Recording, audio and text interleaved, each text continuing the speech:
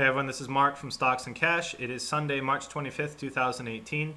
Here with your market update video. I'm going to talk about holdings. I don't actually have any trade setups for tomorrow per se, but I will, go over some stocks that have broken some key support levels.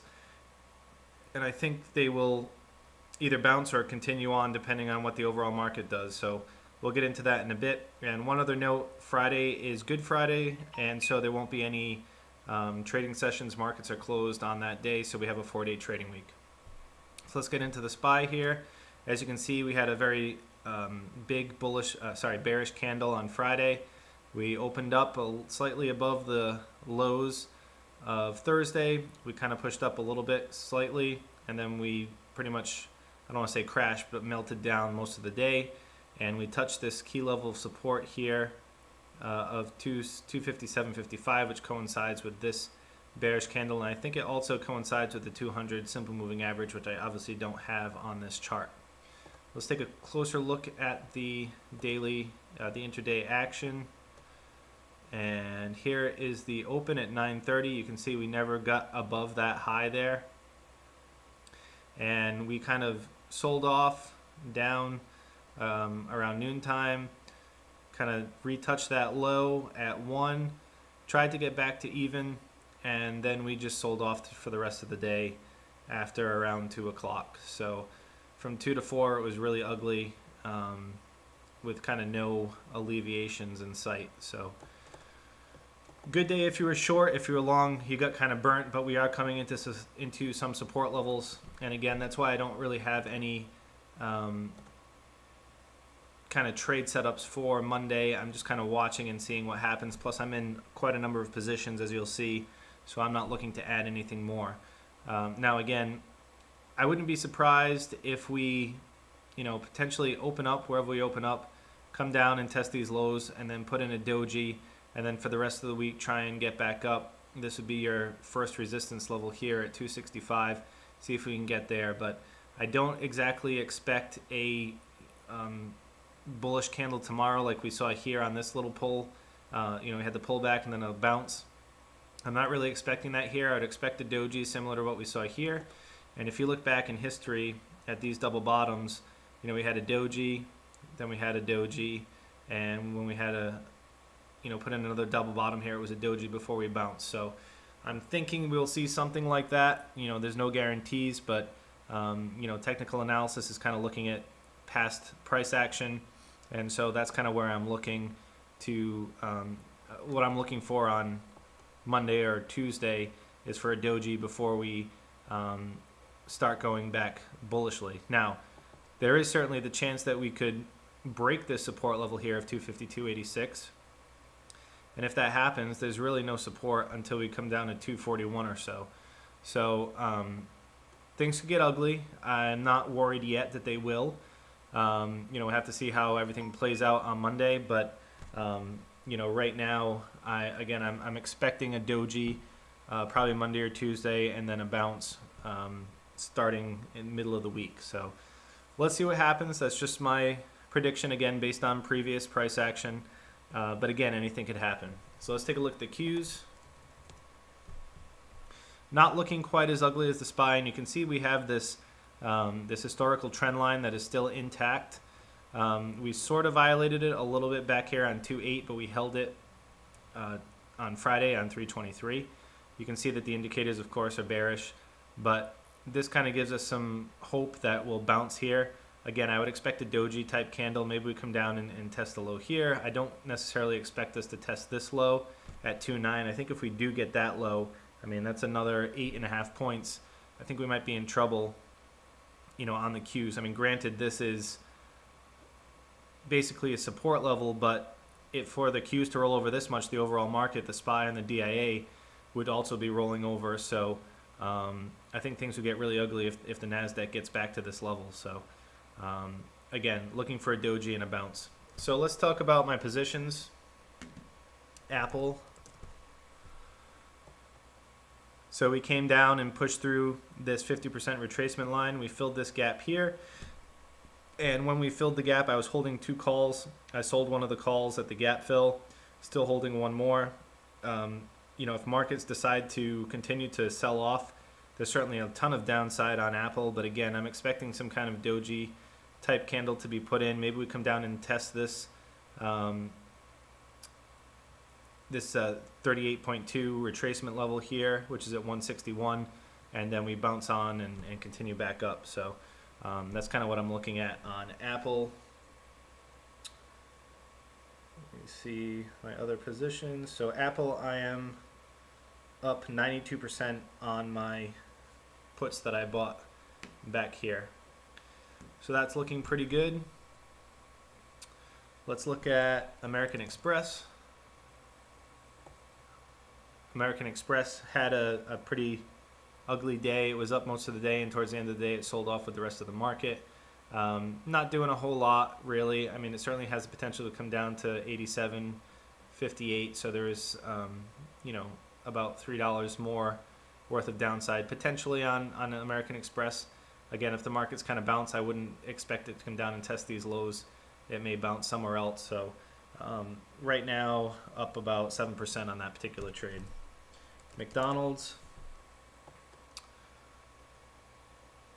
we kind of push through well, first of all, we get rejected off the 55. We push through these moving averages, and now we're continuing down. We're into the kind of support zone here based on the fib retracement levels.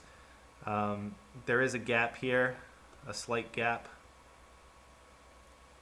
that we have not quite filled yet, so I wouldn't be surprised if we do go ahead and fill that gap on Monday, and then potentially we'll bounce, or maybe we come down and touch the 153 level on the fibs and bounce from there. But again, I do think that McDonald's will bounce with the overall market. I'm not expecting a complete sell-off back down to this level. Again, it's possible, but I don't think likely. So we'll see what happens on McDonald's. And this candle here, this long wick can act as support as well. So that price level is around 153 or so. Let's see, 153.86, so about 154. I do think McDonald's will come down and at least tag that level, maybe the 61.8 retracement, but ultimately I think we'll bounce on McDonald's. So I guess the theme, I haven't actually said it explicitly, I'm looking to get out of my short positions on Monday. Now, if the market rolls over and broaches that support line that I drew, then certainly I'd be looking at getting into more short positions, but I'm just protecting myself off a potential bounce, again, based on historical performance of the markets. I'm thinking a bounce will happen sometime this week. So again, looking to close out of these positions. McDonald's right now up 26%. Texas Instrument, we broke the 100 simple moving average. We were below our fib retracement levels. It looked like there was more room to run. Seems to be the case. Again, I don't really expect us to come all the way back down and test this low here, but I do think we'll come down a bit before we bounce. On this particular stock, I am currently up 31% on the trade. Verizon, I've been in for a couple days. It kind of came back and touched the 8 simple moving average, exponential moving average, then got smacked down and closed pretty much near the lows of the days. I am currently up 23% on that stock, still looking for a tag of the first target here, 45.50, and that's where I would get out of my positions. And lastly, Walmart, something I got into towards the end of the day. We broached this level here. This had been acting as support. We pushed through it. MACD has not crossed over yet. Stokes have crossed over, and RSI is still looking very weak. So there is potential, I think, for downside in Walmart, even if the markets do reverse.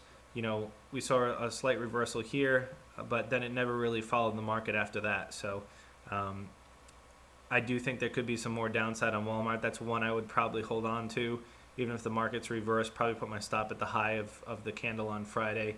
So somewhere around 88 or so, high 87s. Potential to come back down to 80, 89, and 74, 34. If Walmart really sells off and the market itself really sells off. So let's see what happens there. But there is this gap as well that kind of coincides with the first extension on the fibs of $80, $81 or so. So that's kind of where I'll be looking to get out of that trade if we do get to that point. So That's what I'm seeing on Walmart. That's about it for my holdings. Let's look at some potential, I guess not trade setups per se, but just a couple of stocks that have broken their support levels and are looking very weak. Citibank clearly broke down on Thursday, continued on Friday. Huge bearish candles. You can see the indicators are getting very ugly. Stokes are in the oversold territory. MACD is pushing way down. RSI is looking very oversold as well. Volume was strong. Again, I would expect a doji before, I'm not expecting a V bounce here. I don't expect a similar bullish candle, although it could happen. I do think we see some more downside on Monday before a potential reversal. Certainly a candle like this could happen where you open up low, tag, and then bounce up again.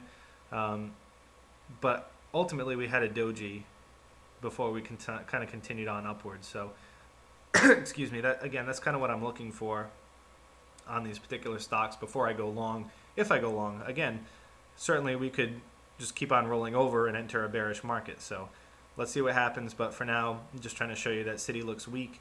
This would be the second target if things get ugly, $65. It should be another $3 or so down. Let's take a look at CVX. This one is not really breaking down past its previous lows, but it was in this kind of ascending triangle type pattern. It broke out of it bearishly. There could be some more downside on CVX if the market rolls over with it. You can see MACD is trying to cross over bearishly. Stokes are bearish. RSI is kind of in no man's land. And volume was okay on Friday. So I do think there could be some potential more downside on CVX. Again, I would not get into it on Monday. Let's see what the markets do. But it's something to keep your eye on.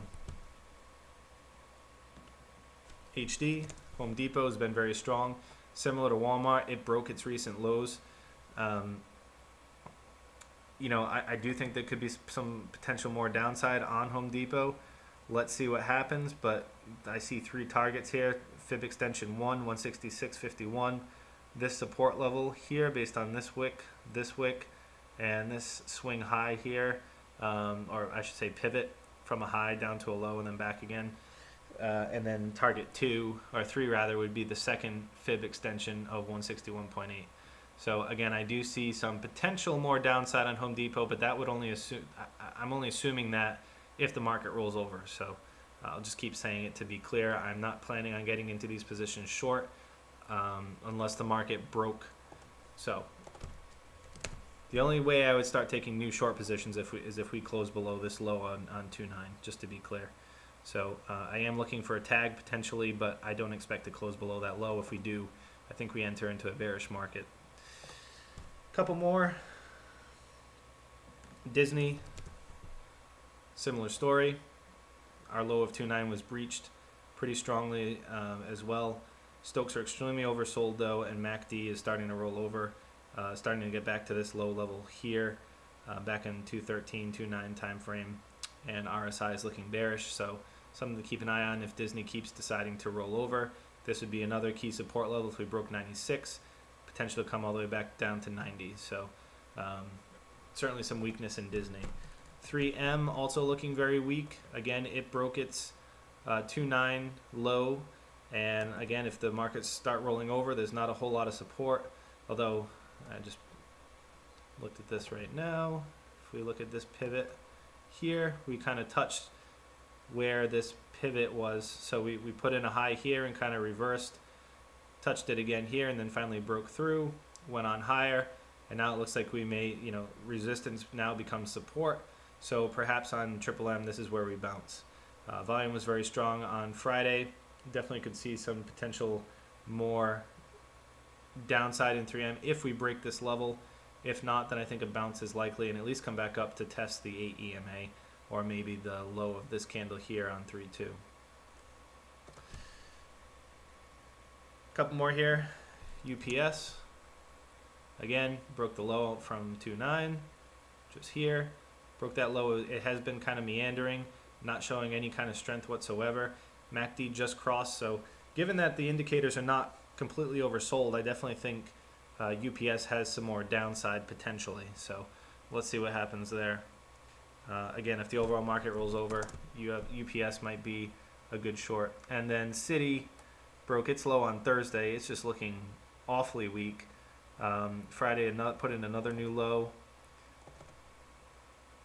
And there's really not much in sight here to catch it except for this level here and maybe even the 61.8 level at 47. So Wells Fargo's had, I'm sorry if I said Citi earlier, but Wells Fargo has had quite a sell-off after this hyperbolic rally. Earnings came in, missed. I'm assuming this was earnings. We tried to rebound. We got smacked down by the exponential moving averages, and now we're just selling off pretty hard. So again, theme of the day, if the SPY breaks down, so too will all these stocks, I think. Just something to keep an eye on. That about wraps it up for today. If anyone has any questions or comments, love to hear from you in the comments section. Otherwise, have a great night and good luck trading tomorrow. Take care.